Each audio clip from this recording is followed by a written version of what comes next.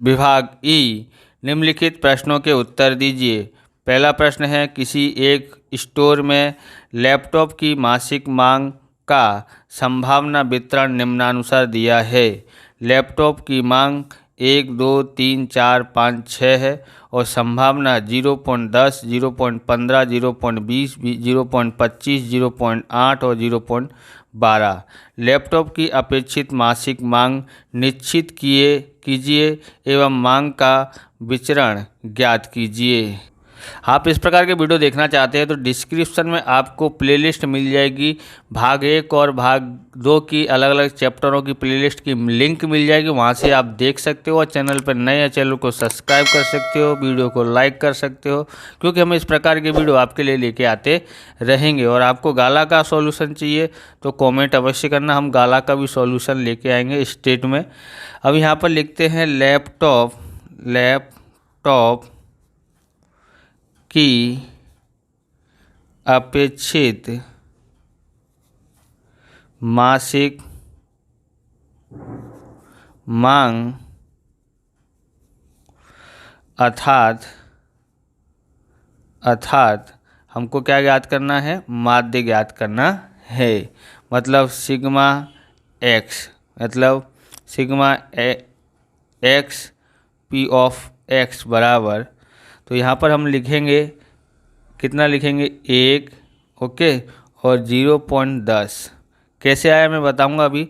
2 और 0.15, ऐसे ही 3, 0.20 प्लस 4 और 0.25 प्लस 5 और 0.18 प्लस 6, 0.12 करते हैं। कैसे आया तो अभी देखते हैं। तो हमको माध्य ज्ञात करना हो तो हम लोग इसको कैसे गुणा करेंगे? 1 गुणा 0.10 प्लस 2 गुणा 0.15 प्लस 3 गुणा 0.20 प्लस 4 गुणा 0.25 प्लस 5 गुणा 0.18 प्लस 6 गुणा 0.12, इस तरह से लिखते हैं।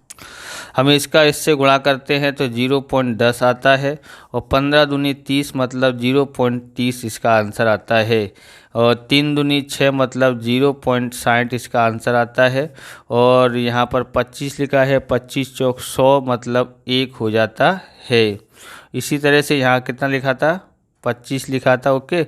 यहाँ 5 गुणा 18 तो 18 पंजे 90 मतलब 0.9 आता है, या 90 भी लिख सकते हो। और यहाँ पर 12 छिंग 72 यानी 0.72 आता है। इन सब का टोटल मैं कर लेता हूँ, उसके बाद आपको बताता हूँ। तो इसका टोटल हमने कर लिया है तो 362, इसका कैलकुलेटर पे 3.62 आया है। अब हमको विचरण ज्ञात करना है। क्या ज्ञात करना है? विचरण ज्ञात करने के लिए हमारे पास सूत्र क्या है? विचरण को v से दर्शाते हैं।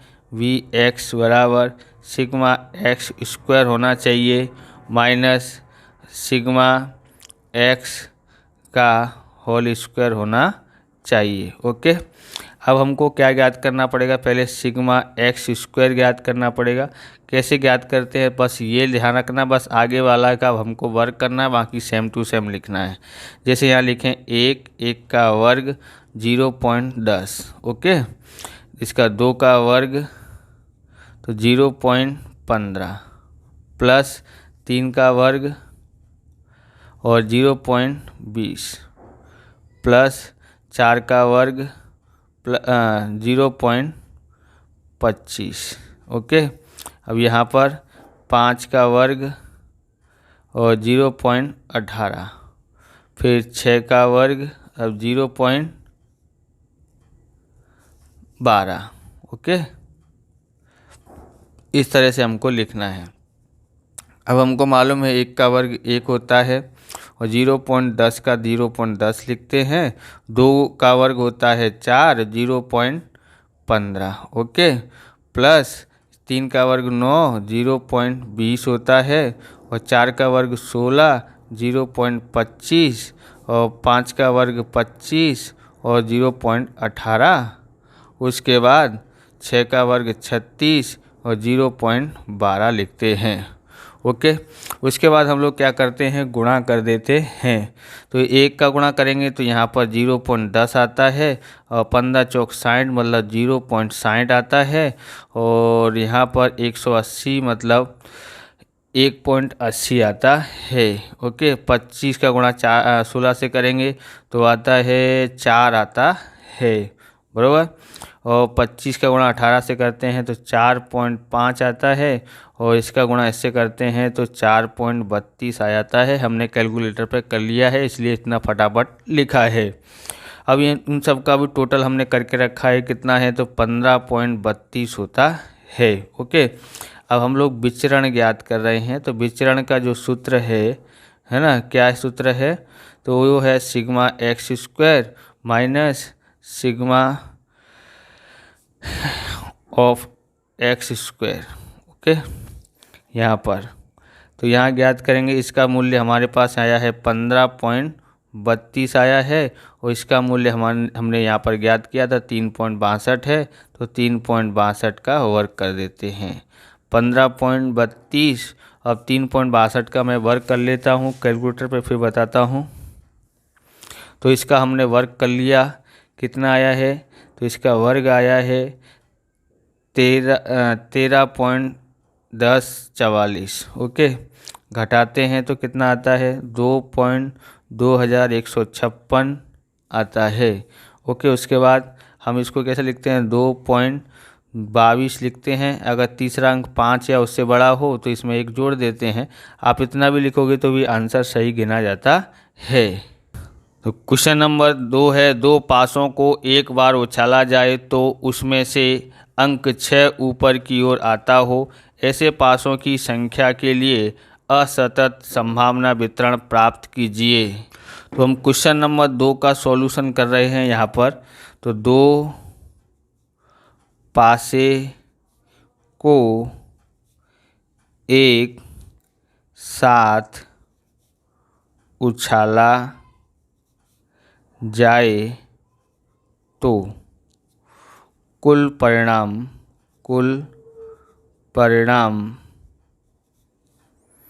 n बराबर 36 होता है। ऐसा आप सीखते ही आ रहे होंगे, बराबर। अब हम लोग यहाँ पर क्या करते हैं वो ध्यान रखना है। तो इस प्रकार का हमको कोष्टक बनाना है, u का घटक और x लिखना है, p ऑफ x लिखना है। तो यहाँ पर हमको ध्यान रखना है, क्या बोला है उसने वो ध्यान रखना है। तो सबसे पहले हमको ये देखना है कि 6 एक भी बार ना आया है। 6 यानी x की कीमत हमको 0 लेनी है। तो हमको यहाँ पर क्या करना पड़ेगा, देखेंगे कितने होते हैं, तो 1 1 और यहाँ लिखेंगे 1 2 1 3 1 4 1 5 1 6 नहीं लिखेंगे क्योंकि यहाँ पर 6 कितना होना चाहिए, 0 होना चाहिए। फिर लिखते हैं 2 1 2 2 2 3 और 2 4 2 6 5, ये पासे पर अंक आता है, बराबर। अगर आपने पहले कभी सीखा होगा तो आपको इतना ज्ञान होगा, इसको समझाने की ज़रूरत नहीं है। तो 3 1 3 2 3 3 3 4 3 5, 3 6 नहीं लिखेंगे क्योंकि 6 की संख्या क्या होनी, 6 एक भी बार आना चाहिए नहीं। अब यहाँ पर देखते हैं 4 1 4 2 4 3 4 4 4 5 4 6 लिखेंगे नहीं। फिर 5 1 5 2 5 3 5 4 और 5 5 5 6 नहीं लिखेंगे।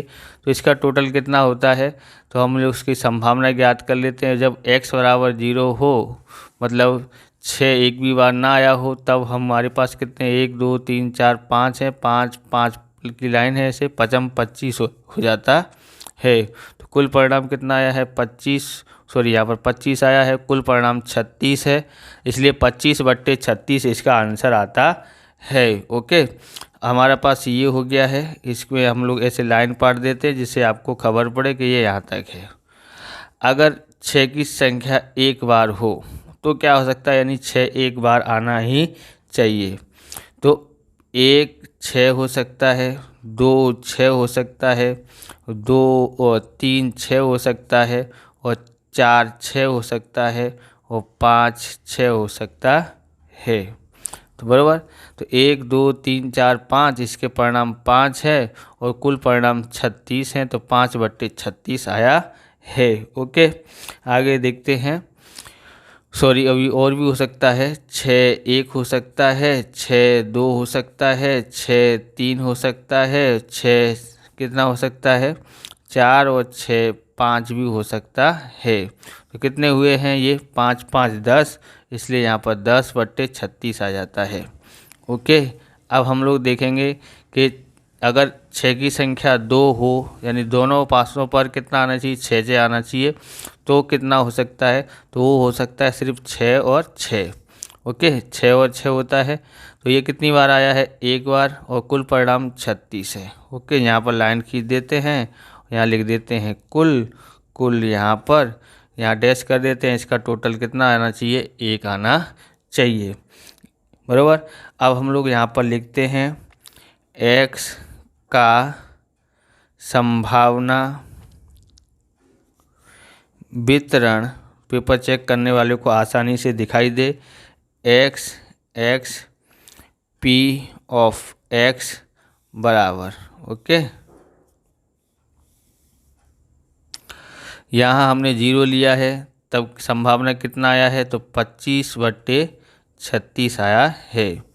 जब हमने 1 लिया है तब कितना आया है, तब कितना आया है, 10/36 आया है। जब हमने 2 लिया तब कितना आया है, 1/36 आया है। अगला सवाल हम देखते हैं। क्वेश्चन नंबर 3 है, 50 वर्ष की आयु के किसी एक व्यक्ति को 1 वर्ष दौरान मृत्यु हो, उसकी संभावना 0.01 हो, तो ऐसे 5 व्यक्तियों के एक समूह में से पहला है किसी भी व्यक्ति को 1 वर्ष के दौरान मृत्यु ना हो, दूसरा है कम से कम एक व्यक्ति की 1 वर्ष दौरान मृत्यु हो, तो उन घटनाओं की संभावना का मान ज्ञात कीजिए। तो इसको हम लोग दो तरह से, इस सवाल को हम 2 प्रकार से कर सकते हैं। अगर मृत्यु हुई हो उसको सफलता मानेंगे, बराबर, और जीवित रहे तो उसको असफलता मानेंगे। ओके, अगर हम लोग मृत्यु हुई हो इसको निष्फलता मानते हैं, तो और जीवित रहा है उसको सफलता मानने के करेंगे। ओके, तो ये क्वेश्चन नंबर 3 है हमारा। तो अगर हम यहाँ पर निष्फलता की संभावना तो Q से दर्शाएंगे, बराबर 0.01 है। इसको क्या मानना है, ये मृत्यु हुई हो उसको। अगर आप मृत्यु हुई हो उसको सफलता मानते हैं तो थोड़ा सा चेंज होगा, बराबर। तो मतलब कोई भी तरह से आप कर सकते हो। तो हमने ऐसा सोचा, माना कि निष्फलता की संभावना मतलब मृत्यु हुई हो उसको निष्फलता माना है। तो अब सफलता ज्ञात करना है, सफलता की संभावना सफलता की संभावना को P से दर्शाते हैं, ज्ञात करेंगे। तो P कैसे ज्ञात किया जाता है, सूत्र है 1 - P। ओके, तो 1 में से 0.01 घटा देते हैं तो 0.9 इसका आंसर आता है। ओके, अब यहाँ से लिखते हैं किसी भी व्यक्ति की 1 वर्ष दौरान मृत्यु न हो, यानी अर्थात 5 व्यक्ति जीवित हो। ओके, तो हमको सफलता, हमने जीवित व्यक्तियों को माना है, बराबर, इसलिए हम जीवित व्यक्ति को लिख कर रहे हैं। अगर आप सफलता मृत्यु हुई हो उसकी संभावना को मानते हैं तो आप यहाँ पर 5 की जगह पर कितना ले सकते हैं, 0 लेके कर सकते हैं। ओके, तो आप इसमें कन्फ्यूजन होने नहीं है कि वो उन्होंने उस सर ने इस तरह से कराया, मैंने इस तरह से कराया है, बराबर। तो इसलिए हम लोग यहाँ पर x बराबर 5 लेते हैं। तो मैं पहले बताया हूँ, अगर इसको सफलता माना है तो हम लोग x बराबर 0 लेंगे। ओके, तो यहाँ पर लिखते हैं द्विपद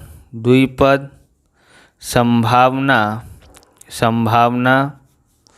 वितरण का सूत्र। ओके, तो क्या होता है, NCX PX QN - X होता है। तो n बराबर हमको 5 ही व्यक्ति हैं और उसमें से 5 को x बराबर 5 लेना है। तो यहाँ पर लिखेंगे, यहाँ पर कितना आया है, यहाँ पर तो सॉरी, यहाँ पर थोड़ा देखते हैं, एक में से 0.01 घटाते हैं तो 0.99 आंसर आता है। यानी इसकी जगह पे p की जगह पे 0.99 लिखना पड़ेगा और x बराबर 5 दिया है और यहाँ q बराबर हमने 0.01 लिया है, 0.01, और n बराबर 5 में से x बराबर 5 घटा देना है। तो ये 5 का मतलब होता है 1, और इसका 0.99 की 5 घात होगी तो कितना होता है, तो मैं कैलकुलेटर पर कर लेता हूँ। तो इसका आया है, कितना आया है, तो 0.95 गुणा 1 आता है, बराबर। यहाँ पर 5 में से 5 घटाएंगे तो 0, किसी भी संख्या की 0 घात होती है तो उसकी कीमत 1 आती है। अब 1 का गुणा करेंगे तो वही की वही आता है, और हम लोग यहाँ पर क्या लिख देते हैं, 4 अंक का लिख देते हैं। इसमें 1 जोड़ दोगे तो ये 10 हो जाता है, तो 9510 आया है। अब हमको आगे दूसरा करना है, तो दूसरा क्या करना है, यहाँ पर देखो, तो यहाँ क्या करना है, कम से कम 1 वर्ष दौरान एक व्यक्ति की मृत्यु हो, उसकी संभावना बराबर 1 माइनस p, और यहाँ लिखते हैं 5। ओके, हमको यहाँ पर ध्यान रखना है, आपको अगर आपने यहाँ 0 लिया है, बराबर, यहाँ x की जगह पर 0 लिया है 5 की जगह पर, तो आपको p ऑफ 0 घटाना है। यहाँ 1 लिखते हैं और इसकी कीमत कितनी है, तो इसकी कीमत ये रही, तो 0.9510 इसमें घटाना है तो कितना आता है, 0.0490 इसका आंसर आता है। ओके, इस प्रकार से ये वीडियो पूरा होता है। अगर आपको हमारा वीडियो अच्छा लगे तो लाइक शेयर कमेंट करें, चैनल पर नए चैनल को सब्सक्राइब करें। मिलते हैं नेक्स्ट वीडियो में। जय हिंद, जय भारत, वंदे मातरम।